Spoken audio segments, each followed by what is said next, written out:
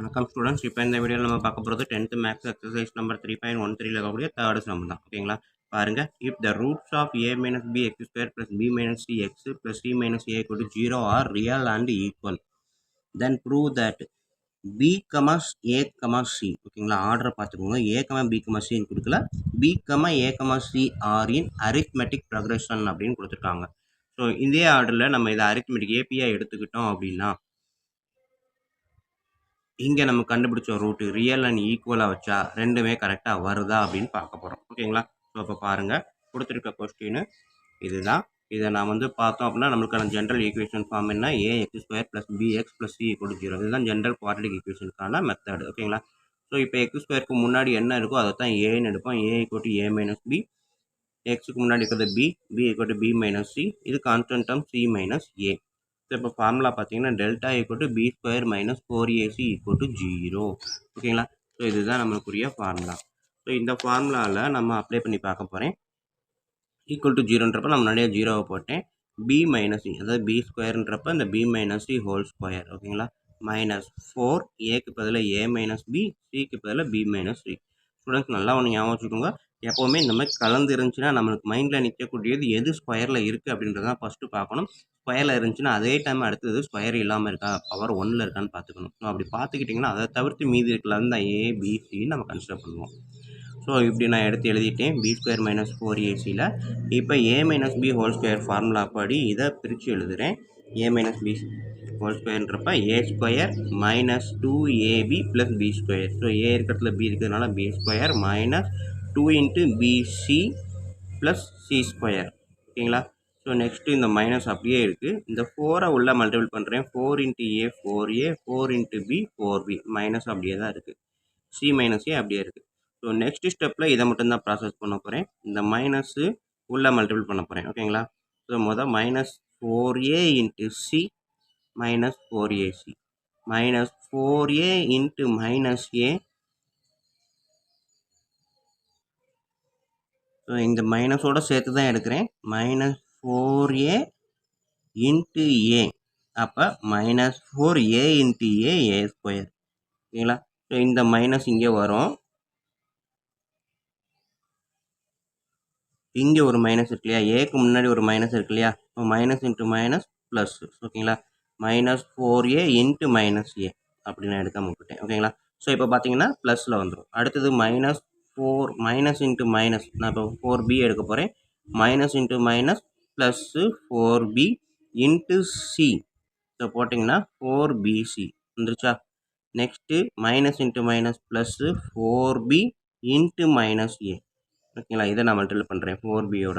So 4b அப்படின்றப்ப minus 4ab. ஓகேங்களா? நான் ஏபிசி அந்த ஆர்டரில் வர்ற மாதிரியே எழுதுகிறேன். ஸோ அதனால் எழுதும்போது நான் அதை கொண்டு வந்துடுறேன். மைனஸ்ன்றது முன்னாடி வந்துருச்சு. 4 இன்ட்டு பிஏ, பிஏனாலும் ஏபினாலும் ஒன்று தான். ஸோ மைனஸ் 4ab எடுத்து எழுதிட்டேன். ஸோ இப்போ பார்த்தீங்க அப்படின்னா ஏ ஸ்கொயர் எங்கே இருக்குது அதை ஃபஸ்ட்டு எடுத்து எழுதுகிறேன். 4a ஸ்கொயர் ஃபஸ்ட்டு எடுத்து எழுதிட்டேன். நெக்ஸ்ட்டு பி ஸ்கொயரை எடுத்து எழுதிட்டேன். சி ஸ்கொயரை எடுத்து எழுதிட்டேன். ஸோ அடுத்தது ஏபி பிசி சிஏ இப்படி தான் எழுத போகிறேன். ஏபி எங்கே இருக்குது, இங்கே இருக்குது, மைனஸ் 4ab. ஸோ எடுத்து எழுதிட்டேன். அடுத்தது பிசி பாருங்கள், மைனஸ் 2bc. இங்கே ஒரு ப்ளஸ் 4bc இருக்குது. So minus 2bc plus 4bc என்ன வரும்? So minus 2bc plus 4bc அப்படின்றப்ப பெரிய நம்பர் சின்ன நம்பரை சப்ட்ராக்ட் பண்ணிவிட்டு பெரிய நம்பரோட சைன் 2bc போடலாமா? ஸோ அதான் நான் இங்கே எழுதியிருக்கேன். ஸோ அப்போ மைனஸ் 2bcயும் ப்ளஸ் 4bcயும் எடுத்து எழுதுறதுனால எனக்கு சிம்பிளிஃபை பண்ணப்போ 2bcன்னு கிடச்சிருச்சு. மீதி இருக்குது இது மட்டும்தான், எல்லாமே கேன்சல் பண்ணிட்டோம். Minus 4ac. ஓகேங்களா? ஸோ இதில் இருந்து பாருங்கள், இது பார்க்குறதுக்கு எந்த மெத்தடில் இருக்குது? ஒரு ஃபார்முலா நமக்கு தெரியும். a square plus b square plus c square plus 2ab plus 2bc plus 2ca equal to என்ன ஃபார்முலா? முன்னாடி எழுதுகிறேன். a plus b plus c whole square formula இருக்கா? So a plus b plus c whole square formula படி இது இருக்குது. But ஏ இருக்க இடத்துல என்ன இருக்குது? முன்னாடி ஒரு 4 இருக்குது. ஆனால் இங்கே 4 எப்படி வந்துச்சு அப்படின்றது யோசிச்சு பார்த்தீங்க அப்படின்னா இங்கே தான் 2bc இருக்கே தவிர இங்கேயும் 4 இருக்குது. வேறு என்ன காமனாக இருக்குது? ஏவும் காமனாக இருக்குது. ஓகேங்களா? ஸோ அப்போ ஏ இருக்க இடத்துல என்னது? 2a அப்படின்றத மைண்டில் வச்சுக்கணும். ஓகேங்களா? ஸோ அதான் நெக்ஸ்ட் எழுதும்போது 2a ஹோல் ஸ்கொயர் அப்படின்னு எடுத்து எழுதியிருக்கேன். ஓகேங்களா? ஏன்னா எல்லாமே பி ஸ்கொயர் சி ஸ்கொயர் அப்படியே இருக்குது. ஏ ஸ்கொயருக்கு மட்டும் இங்கே 4 முன்னாடி இருக்குது. அதே மாதிரி ஏ வர இடத்துல எல்லாம் 4 தான் இருக்குது. நம்மளுக்கு ஆன்சரில் எல்லாமே 2 தான். பட் ஏ வர இடத்துல 4 இருக்குது. ஸோ அப்போ ஏவை எப்படி எழுதலாம்? 2ஏன்னு எழுதலாம். ஓகேவா? ஸோ அதான் இங்கே எழுதியிருக்கேன். ஏ வந்து 4ஏவை 2a ஹோல் ஸ்கொயர் அப்படின்னு எடுத்து எழுதியிருக்கேன். ஓகேங்களா? அந்த ஸ்கொயர்ன்றது 2க்கும் ஏவுக்கும் காமன். ஸோ 2 ஸ்கொயர்ன்றப்போ 4 4 நான் 2 ஸ்கொயர்னும் ஏ ஸ்கொயர்னு எழுதியிருக்கேன். ப்ராக்கெட்டில் எடுத்து ஸ்கொயரை வெளியே கொண்டு வந்துட்டேன். Next step B square C square. இது வந்து என்னது?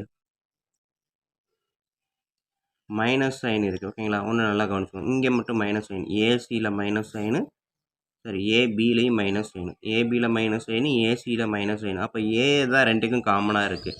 அப்போ ஏ வர இடத்துல மைனஸ் வருது அப்படின்னா நம்ம என்ன பண்ணலாம்? ஸோ ஏ வந்து -2a அப்படின்னு எடுக்கணும். ஓகேங்களா? ஸோ ஏ வந்து -2a. ஸோ இந்த ஃபார்முலா அப்படி நான் எழுதணும் அப்படின்னா a = -2a, b = b, c = c. ஓகேங்களா? ஸ்டூடெண்ட் இதை கொஞ்சம் நல்லா கவனிச்சுக்கோங்க. நம்மளுக்கு ஏற்ற ஃபார்முலாவுக்கு ஏற்ற மாதிரி இதை நான் மாற்றுறேன். ஸோ மாற்றும்போது a² b² + c² அப்படின்றப்ப நான் a ஸ்கொயருக்கு என்ன வரும்னு கண்டுபிடிக்கிறது தான் இவ்வளோ வேலை. இங்கே 4a இருக்குது, இங்கேயும் 4a இருக்கிறதுனால 2 ஒரு இடத்துல எல்லாம் 4 இருக்கும்போது அப்போ மல்டிபிள் ஆஃப் 2 இருக்குதுன்னு அர்த்தம். ஆனால் ஏ இருக்க இடத்துல தான் அந்த 4மே வருதுன்றப்ப ஏ தான் வந்து 2a அப்படின்றத கன்சிடர் பண்ணுறோம். இன்னொரு ஸ்டெப்பு ஏ இருக்க இடத்துல தான் மைனஸும் இருக்குன்றதுனால என்ன பண்ணுறேன்? ஸோ -2a அப்படின்னு கன்சிடர் பண்ணுறேன். ஓகேங்களா? So -2a whole square plus b² + c². இந்த மைனஸை ப்ளஸ் ஆக்கி விட்டுட்டேன். எதுக்காகனா 2 × -2a மைனஸை உள்ளே கொண்டு வந்துட்டேன். ஸோ ப்ளஸ் இன்ட்டு மைனஸ் மைனஸ்னு வரும். ஓகேங்களா? ஸோ மைனஸை நான் வந்து எனது 2a கிட்ட கொண்டு போயிட்டேன். Plus 2bc.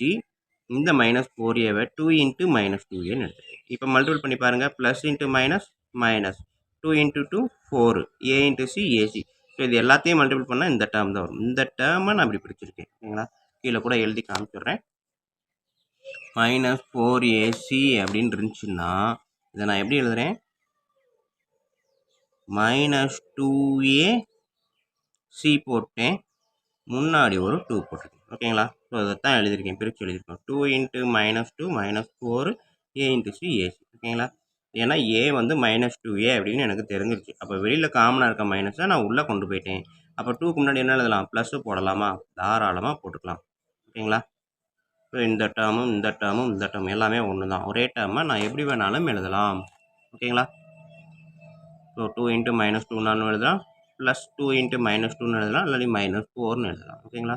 ஸோ அப்போ அந்த ஸ்டெப் படி இது வந்துருச்சு. ஸோ இப்போ பார்த்தீங்கன்னா நம்ம சொன்ன மெத்தட் படி a + b + c whole square சிம்பிளாக எழுதலாமா இதை ஃபுல்லாத்தையும்?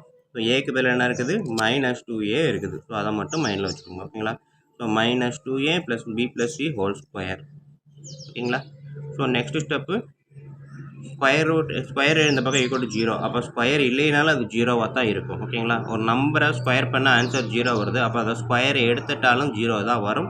ஸோ அதனால் ஸ்கொயர் ரூட்டை நான் எடுக்கிறேன். ஆக்சுவலாக இந்த பக்கமும் ஸ்கொயர் ரூட், இந்த பக்கம் ஸ்கொயர் ரூட் எடுக்கிறது நம்ம அதை சொல்லாமலே செய்யலாம். ஓகேங்களா? So square root take the square root and both side அப்படின்னு ஒரு சென்டென்ஸ் எழுதி ஸ்கொயர் ரூட்டையும் ஸ்கொயரையும் கேன்சல் பண்ணுவோம். 0 ஸ்கொயர் 0 தான் ஸ்கொயர் ரூட் எடுத்தால். ஸோ அப்படின்றப்ப -2a + b + c = 0. அப்போ b + cன்றப்ப இந்த -2a இந்த சைடு வரும்போது +2aவா வருமா? ஓகேவா?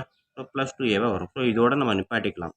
நம்மளுக்கு இதில் ஆரம்பத்தில் ஒரு சென்டென்ஸ் ஒன்று கொடுத்தாங்க. என்ன அப்படின்னா b, a, c are in AP அப்படின்னு ஒன்று கொடுத்துருக்காங்க.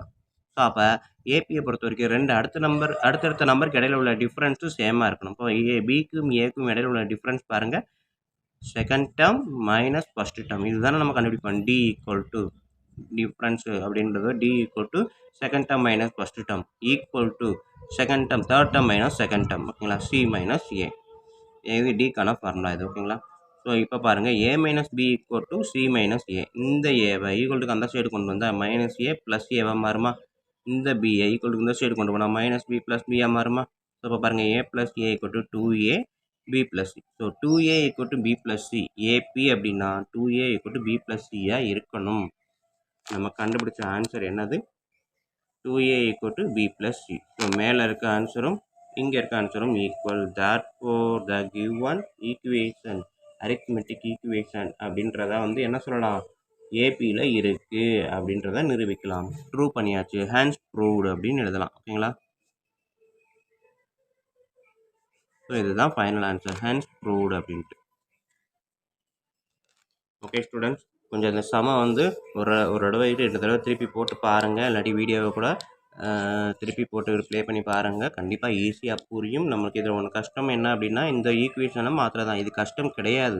புரிஞ்சிட்டிங்க அப்படின்னா எதுக்காக இதை மாற்றுறோம்னா, இந்த ஈக்குவேஷனுக்கு மாற்றினா தான் நம்ம இந்த ஃபார்மேட் கொண்டு வர முடியும். இந்த ஃபார்மேட் கொண்டு வந்தால் தான் ஈஸியாக சிம்பிளிஃபை பண்ண முடியுன்றதுக்காகத்தான் இந்த ஃபார்மேட்லேருந்து இந்த ஃபார்மேட்டுக்கு நம்ம பிரித்து எழுதியிருக்கோம். பிரித்து எழுதி இதுக்கு ஈக்குவலாக வந்துருச்சு, அப்போ இதை இப்படி எழுதலாம் அப்படின்னு நம்ம மாற்றுறோம். ஓகேங்களா? இதை மட்டும் லைட்டாக அண்டர்ஸ்டாண்ட் பண்ணுங்க.